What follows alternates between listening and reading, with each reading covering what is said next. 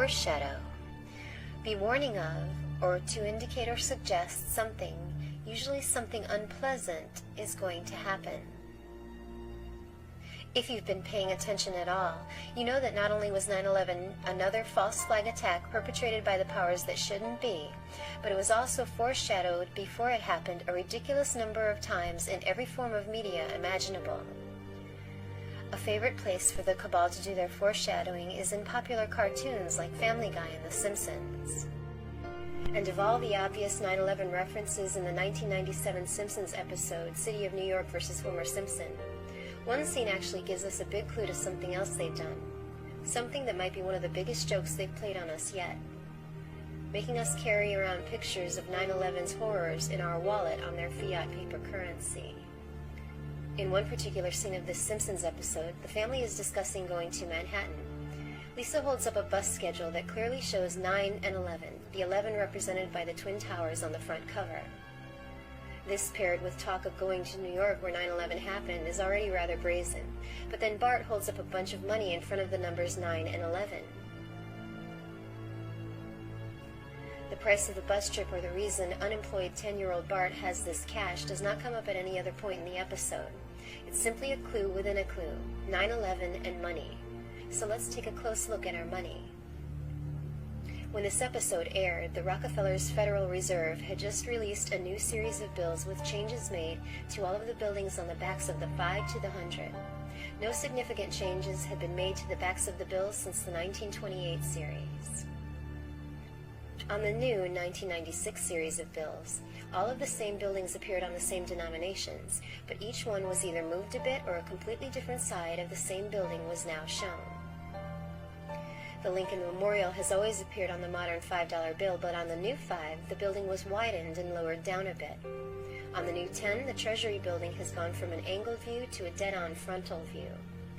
The new 20 has gone from showing the famous view of the south side of the White House with the round portico to the completely opposite north side. There are actually two new 50s. The old bill from 1928 showed the east side of the Capitol building, but as of the 96 series, the west side now appears. The 96 series shows a blank sky behind the building, but as of the 2004 series, big white clouds appear behind the west side view. They barely touched Independence Hall on the back of the $100 bill, except to move it up just slightly. To see these pictures for yourself, you'll need a current $5, $10, $20, and $100 bill. You'll also need two $50 bills, one without the clouds from somewhere between 1996 and 2004, and the new 2004 series bill with the clouds. Both are still in circulation as of 2013. Place each bill face up, fold the bottom up, find the center point, and bring both ends up like so. Folded this way, the old bills showed nothing of note. But the new bills show these 6 scenes, each one framed by an arch. The arch shape framing each scene was added to every bill that didn't already have it as of the 1996 series. It represents the Washington Square Arch, which is about 2 miles north and to the east of where the towers once stood. More about that arch in a moment. These 6 folded bills, all but one of them released 5 years before 9/11, depict the scenes that took place before, during, and after that horrible day. The $5 bill shows what looks like 2 towers, but they're shorter than the towers on the 10 and the 20. This is because in this scene they're still being built. David Rockefeller spearheaded the project to build the towers in the late 1960s. Together with his brother Nelson, New York governor at the time, they made deals, flexed political muscle, and soon the Port Authority of New York initiated eminent domain proceedings against the outraged residents and businesses in Lower Manhattan that stood where the Rockefellers wanted the towers built. Over 300 businesses were displaced and destroyed to make way for the towers. Here's David Rockefeller in 1967 on the cover of Newsweek, less than 1 year after the groundbreaking for the WTC began. The hands on his watch, which is prominently displayed, are set at 9 and 11. The folded $5 bill shows the Twin Towers in the midst of their construction. You can even see something that looks like the kangaroo cranes used to build the towers on the top. The folded $5 bill is scene 1, towers being built. The $10 bill shows the tower on the right, which, through the arch, would be the North Tower, with what looks like fire and smoke close to the top.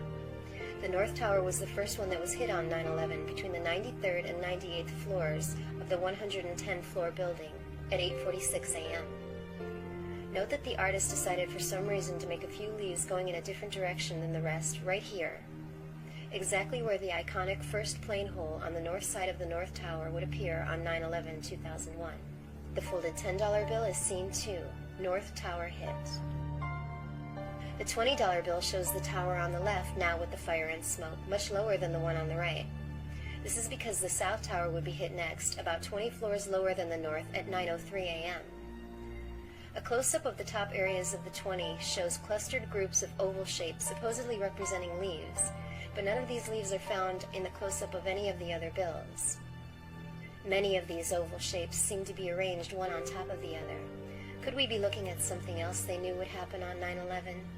Are these representative of their victims, clamoring for air in the final moments of their lives, piled on top of each other in the extremely narrow windows of the towers?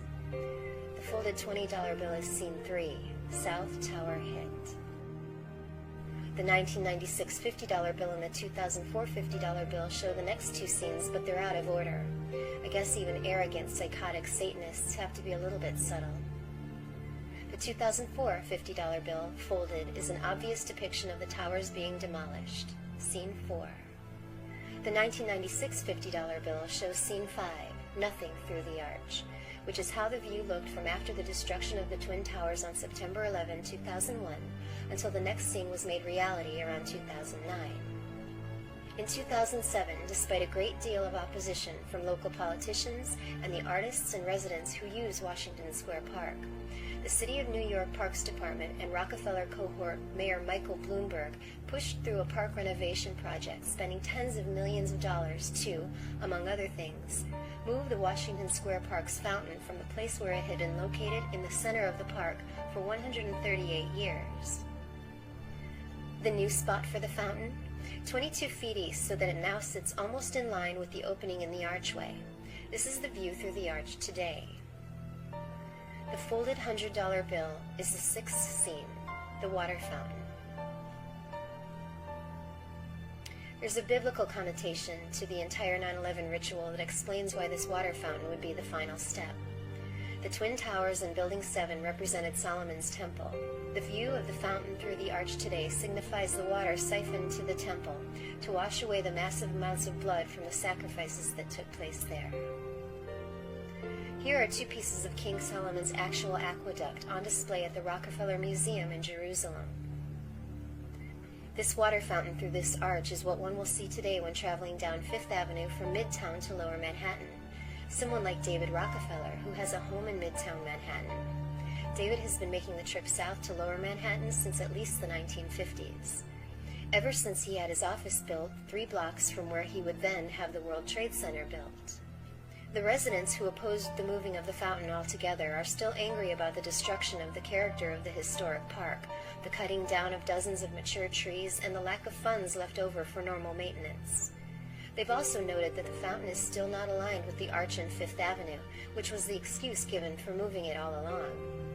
Here's what the new fountain is in line with. As for the Washington Square Arch itself, it was supposedly erected to commemorate the 100th anniversary of Washington's inauguration. Designed by Stanford White and built in the 1890s, White also designed the nearby Judson Memorial Church, which was financed by David Rockefeller's grandfather, John D. Rockefeller. The arch is said to have been built to frame the view of the church, but it only does that from the side. What the arch did frame perfectly was the Twin Towers of the World Trade Center. How interesting that John D. Rockefeller's grandson, David, would see to it that the towers were built in the perfect spot to be framed by that arch in the late 1960s. The two of you, when you were a leader at Chase Manhattan and he was governor, were responsible for, really, the World Trade Center. We worked together on that. He has left his imprint on urban redevelopment projects from Lower Manhattan to San Francisco's Embarcadero. Lower Manhattan to San Francisco's Embarcadero. Lower Manhattan